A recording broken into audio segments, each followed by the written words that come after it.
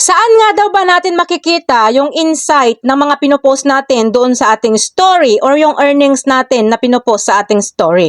So kung hindi mo pa ito alam guys, sundan mo lang ang video na ito. So dito guys sa ating Facebook account, pindutin lang natin itong story natin. Tapos iswipe lang natin yung daliri natin pataas. Yan. So dito guys, makikita mo na itong insight ng video na ito. Pero kung ito naman ang gusto mong tingnan ng insight niya, pindutin mo lang itong video na ito. O kaya dito rin, pindutin mo rin yan. Ganun din. Same lang din yung procedure niya. So dito guys, makikita mo na itong earnings at yung interaction. At kapag in-scroll natin dito sa baba, makikita natin dito kung ilan yung views, yung reaction, yung reply, shares, at sticker interaction.